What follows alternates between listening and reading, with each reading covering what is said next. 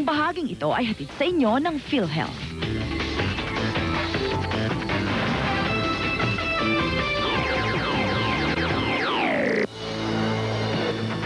Magandang umaga, bayan! Arestadong mahigit sang dosenong tsuper ng taxi sa Mandaluyong dahil sa pamibili ng pasahero. Kailan, marami pa ring mga mapagsamantalang taxi driver ang nakaligtas sa pagsosono ng mga pulis. Karamihan sa mga nahuling tsuper ay ayaw magpasakay o kaya naman ay nangongontrata ng mga pasahero. Nagbantay ang mga pulis sa SM Mega Mall, Robinsons at Star Mall matapos ng reklamo kaugnay ng mga namimiling tsuper.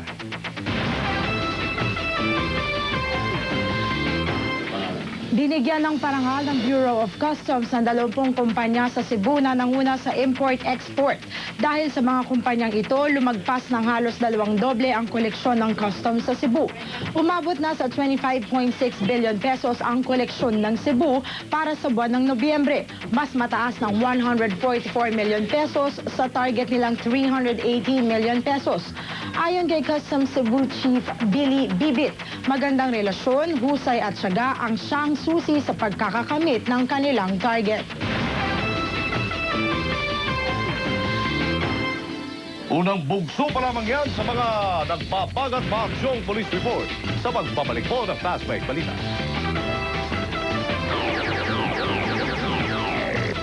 Ang bahaging ito ay hatid sa inyo ng PhilHealth.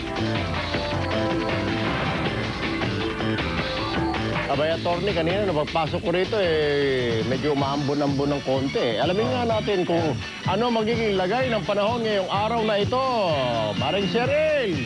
Yes, paring Erwin, alam mo talagang napakalamig na ng panahon at talagang makakaranas tayo ng mga pag-ambon-ambon at ilang pag-ulan, lalo na sa ilang bahagi ng ating bansa dahil meron tayong dalawang weather system na nakakaapekto dito sa bansa. Ang una ay ang frontal system na nakakaapekto dito sa may extreme northern Luzon.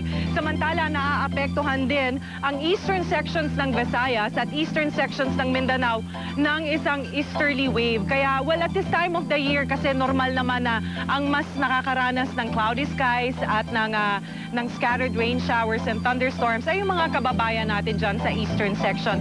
Kaya ngayong araw po, kayo dyan sa extreme northern Luzon, kasama dyan ang Ilocos region at sa may eastern sections po ng Visayas, katulad ng Samar, Leyte, at sa eastern sections din ng Mindanao ay makakaranas po kayo ng maulap na kalangitan at kalat-kalat na pag-ulan na thunderstorms.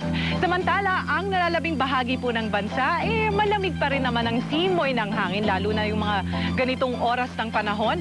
At makakaranas tayo ng partly cloudy to at times cloudy skies at maging handa pa rin po tayo sa ilang mga pag-ulan, pagkulog at pagkidlat, lalo na dun sa mga babiyahe po. Ingat po kayo sa inyong pagmamaneho. Samantala, sa ating maaasahang agwat ng temperatura, yesterday umabot sa napakainit na 33 degrees Celsius ang ating naranasan. And today, inaasahan pa rin aabot sa ganitong init, 33 dito po sa Metro Manila at aabot naman sa 32 dyan sa SBMA, sa Clark Zone, sa Metro Cebu at sa may Cagayan de Oro. Samantala, pinakamalamig naman sa Baguio City. So very romantic ko dyan po kayo magpapasko. Ay nako, tamang-tama, lalo na dun sa mga mag-sweetie dyan. Ayan. O yung mga nasa honeymoon stage. Dahil ngayong December ay maraming lumalagay sa tahimik. Ayan. Samantala, sa ating pong sunrise ngayong umaga, ay nako, alam ko medyo nakakatamad pa po bumangon dahil hindi pa sumisikat ang araw, pero magsigising na. 6:17, sisikat ang araw at lulubog ito mamayang 5:33 po ng hapon. Kaya yan po ang ating maaasahang panahon ngayong araw ng Lunes. Samantala, eto na po, balikan na natin si Attorney Andres. Good morning ho ulit. Gising na po kayo at naku, maghanda na para sa pag-alis ng bahay. Pero bago kayo umalis, siyempre, tingnan muna natin ang lagay ng trapiko mula kay Ricky Velasco. Okay, thank you very much, Panyero, Attorney. Naku, napakaganda pa rin ang sitwasyon ng daloy ng traffic dito sa aming kinatatayuan sa may EDSA at Cubao area. Lalo tigit itong northbound lane. Pero yung southbound, mapapansin na ninyo na unti-unti nang dumadami dito sa may pagbaba ng flyover. Ang nakikita nyo ngayon, ang pagbagal ngayon ng sasakyan patungo dito sa may New York, Cubao. Pero yung bandang itaas, medyo maganda pa. Yung pagitan ng Quezon Avenue hanggang Timog ay matulin pa rin. Samantala, dun sa patungo ng Makati, pagkalagpas ng Santolan hanggang Ortigas, ay nagiging banayad na ang daloy ng traffic.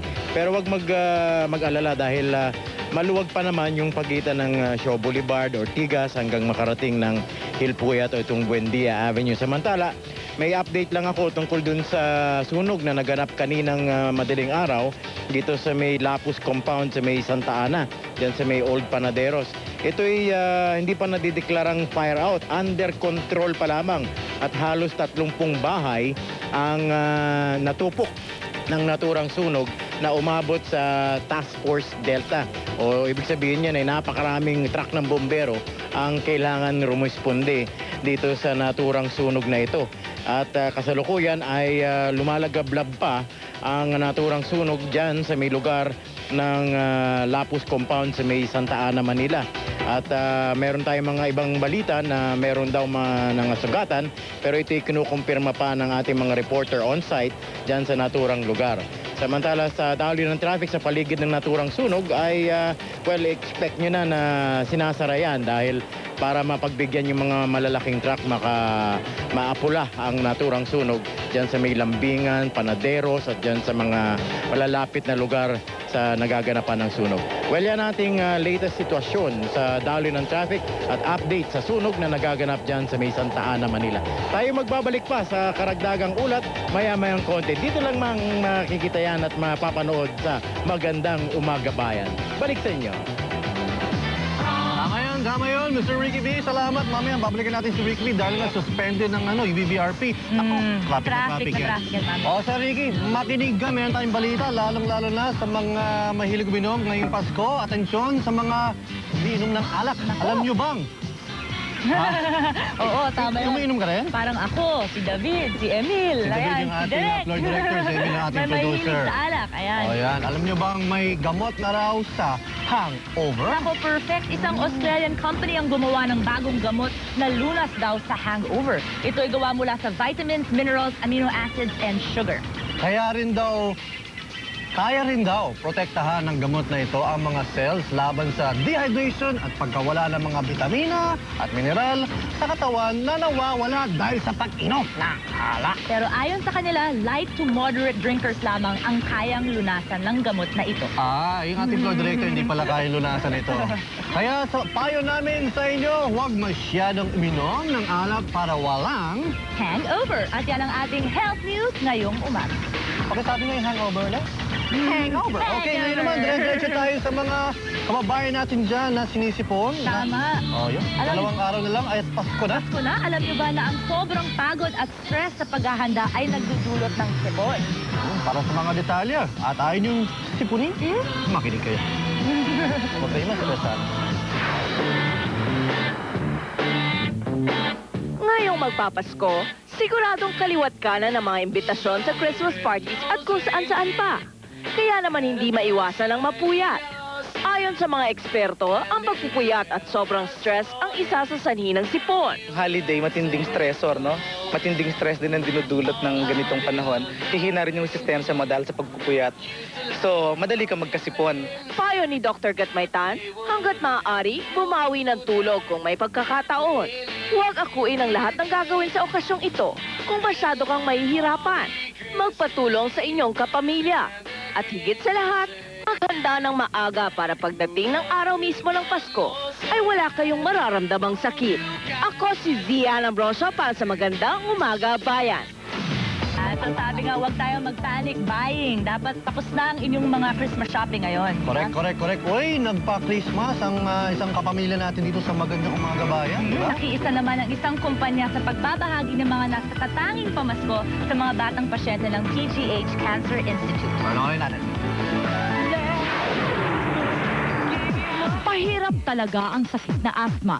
Maraming mga hindi pwedeng gawin at maraming dapat na iwasan. At gaya ng ibang asthmatics, naging pahirap din kay Daisy Diasis ang sakit na ito. High school pa lamang ay mayroon na siya nito.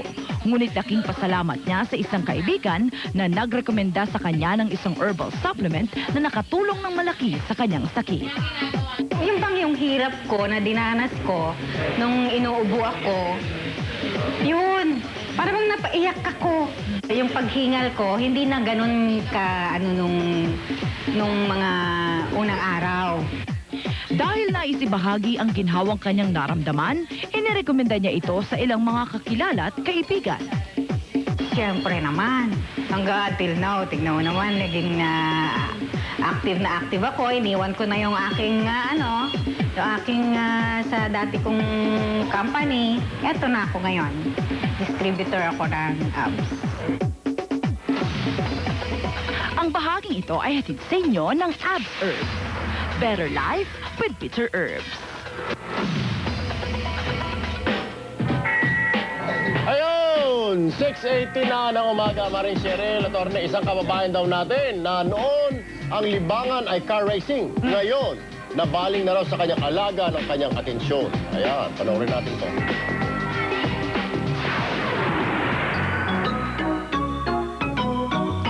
Car racing ang isa sa mga dating libangan ni Janeline Orbeso. Pero nang magkaroon ng alagang Great Dane, nabaling na ang kanyang oras at atensyon kay Carrion. Companionship, tapos yung friendship, yun. Halos isang taon nang magkasama ang dalawa. Ayon kay Janeline, isa si Carrion sa mga kaibigan na kanyang nakasama at nakadamay nang minsang magkaproblema siya ng malaki. Mag-uusap kami, may eye-to-eye contact, ganyan. Tapos, so kinakausap ko siya kung ano yung nangyayari. Parang nandun yung attachment. Parang nafe-feel niya yung nafe-feel ko na pag umiiyak ako. Naging pasensyosa at mas dumami pa ang kaibigan ni Janeline magmula ng inalagaan si Carrion. Ayon pa sa kanya, kahit large breed si Carrion, hindi siya nahirapang alagaan ito. Kung ipapakita mo yung ugali mo na pangit, ganun ang ipapakita ng aso mo eh. At tuwing weekend, asahan mong palaging makikita sina Janeline at Carrion na masayang magkasama at kapiling din ang iba pa nilang mga kaibigan. Ang bahaging ito ay hatid sa inyo ng Alpo. 6:20 na ng umaga, bangon na! Sos Maria Josepe, huling araw ngayon ng trabaho, bukas wala na pong pasok. So, konting tiis na lamang mga kababayan ko. Alam mo, yesterday, Erwin and attorney, nasa grocery ako. Ay, nako, pagkahaba-haba ng pila dahil siguro dito na, siguro kasi yung iba late na nila nakuha yung kanilang bonus. Ganun? Eh, nun pa lang may time to shop para dun sa, yung iba walang bonus daw, may nagre-reklamo. Ako wala akong problema sa ganun. Last minute na yung pag-grocery nila para sa kanilang Noche Buena. Ako I'm sure today, marami pa rin. Ako kay Aling Mitring sa Sari-Sari Store, sabi ko, lista mo lang dyan, manang. Walang pila-pila. Yun lang, nakasimangot si Aling Mitring. Naku. Aling Mitring, magandang umaga sa'yo. Ito yung, at Yung tapos, utang ko sa pagkatapos ng New Year. naku, malaki na interest doon. Malaki na interest. Don't worry, Aling Mitring. Si Erwin po ay pag nagbayad ng utang, napakalaki ng interest. 50% ang itataas. Ay, magbabalik pa! Magandang umaga, bayan!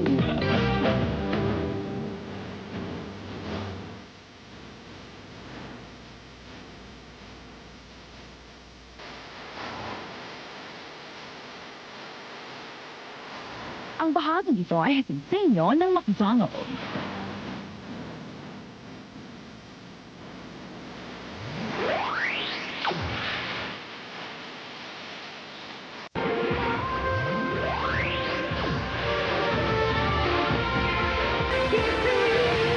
Okay, 6:26 na po ng umaga. Sana naman ay kayo nakahanda na. Ikaw, Maricel, ano namang kakainin ninyo bukas ng gabi, ating gabi? Kami naman ay masaya na kami basta may konting salo-salo o kung ano man yung kaya namin maihanda. So may hamon dyan. Oo.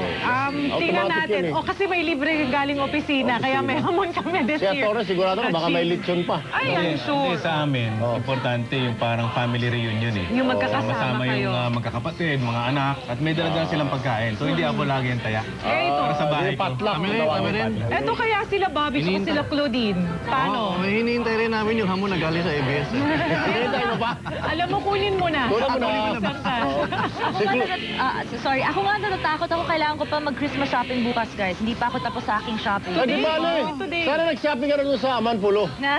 Walang ano doon, puro buhangin lang nandun. Puro sand. Pero how do you celebrate Christmas? Normally, may mga reunion lang kami with my family. Ganyan. Tanda. Usually, 12 o'clock. kasama ang mga mahal sa buhay. Oo, kasama automatic yun. Diba? Yun. Diba, Bob and Claudine, yung mga mahal natin sa buhay kasama natin. Importante doon sa Noche Basta ikaw Buena. masilahin ko pag Christmas Day. Ayun, sige. Ano yun, attorney? Sige. Hindi, yung importante sinasabi ko sa Noche Buena, yung magsama-sama yung pamilya. Ayun. Hindi importante kung may hamon o what. Basta importante, magkakasama kayo, malusog kayo lahat, maganda ang pananaw niyo sa darating na taon. Kasi nga minsan nawawala yung true meaning ng Christmas. Yes. Tayo, may party ba tayo dito sa MUB? Meron, pero magkita sa Christmas. Ayan. Sabi natin sa mga kabayan, live na live po. Magandang umaga bayan, Christmas Day, ha? Christmas Day, Oo, yes. Siyempre, public service namin yan. Pati New Year's Day, live na live. Trabaho pa rin. Pero alam nyo, yung kapitbahay namin, abay, talo-talo na. Gin pomelo at saka sardinas. Pero Mag-ama sila eh. Wala na nanay, tatay, tsaka dalawang anak na lalaki. Gin pomelo at saka sardinas. Bakit naman? Tuwing Christmas, pulutan. Pulutan. Pero that's okay. Pero doon po sa mga kababayan natin na mayroon namang sobra po dyan na pagkain, might as well share it po. Yeah. Nakikita natin na napakadami nating mga kababayan na walang ihahanda this coming Yung Christmas. pinuntahan And ng- magkusang loob na po tayo to share it. Yung pinuntahan ng Mission X, Maring Cheryl, doon sila sa ilalim ng tulay. Dito sa ilalim ng tulay sa may Mindanao Avenue. Yung bahay nila, Tony, sa ilalim ng tulay, nilagyan lang ng parang bitin na ako. Doon na. Tapos sabi ko, Noche Buena. Sabi niya, bibili lang pandesal. Pandesal, tsaka sardinas. Sabi niya, taon-taon na talaga yung Noche Buena sila. Masaya na yun. Kahit na ganun, basta sama-sama tayo. Yun na nga yun. Which I'm sure ito sina Bobby at Claudine, mag-share yan this coming Christmas. Oh, siyempre. Diba? Saka yung dapat pasalamatan natin, yung talagang mga Santa Claus ng bayan natin, yung ating mga Pilipino abroad. Yes. Oo, tama yun. Ayan talagang mga Santa Claus ng bayan. Tama. Ito guys, alam mo, New Year's live rin tayo dito New Year's Eve, diba? Napaka-fun yun. Siguro lahat ng mga paputok makikita natin dito sa labas, Bob. Makikita natin, kaya gusto nyo makita yung usok dito ng New Year's Day. Ayan, tumutok kayo. Magandang umaga ba yun? 5:30 ng umaga. Okay naman. Para sa mga kids dyan na nanonood, alam nyo ba kung ano ang pencil rub-out? Hindi ko alam yun. Ako rin, hindi ko alam. Para bigyan kayo ng idea kung ano ito, panoorin nito. Magandang umaga, bayan. Mga kids, isang artwork na gamit ang pencil ay tinatawag nating pencil rub-out. Ano nga ba ang pencil rub-out?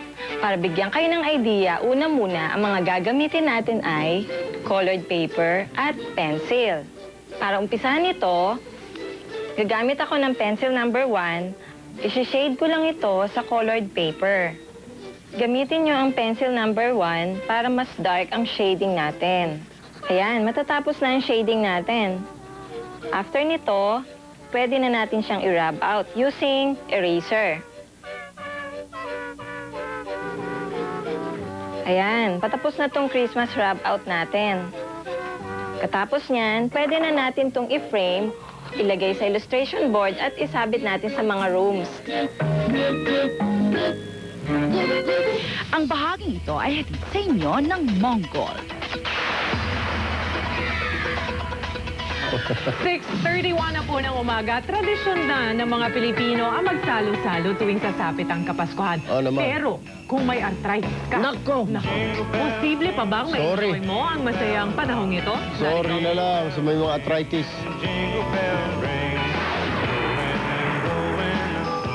Sadyang umiikot ang panahon ng Kapaskuhan sa masayang handaan. Kabi-kabilang Christmas party at family reunion. Nakakapagod pero masaya. Pero kung kayo ay may rayuma, limitado ang galaw. Kung kaya't hindi mo masulit ang masayang panahon na isang beses lang sa isang taon kung dumating. Hindi hadlang ang inyong sakit sa panahong ito. Iwasan lang ang mga pagkain nagpapataas ng uric acid. Kung pupunta sa family reunion, magpahinga ng husto para hindi kayo agad mapagod at manghina.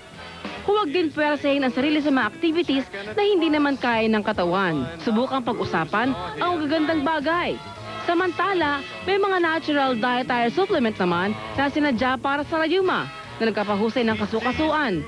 Para sa mga nais magtanong ukol sa rayuma, tumawag lang sa Arthro Hotline o magsadya sa Uniherb sa Farmers Plaza. Bukas na rin ang Uniherb Davao Branch. Ang bahaging ito ay hatid sa inyo ng Arthro Natural Dietary Supplement. Ang sagot sa rayuma nyo.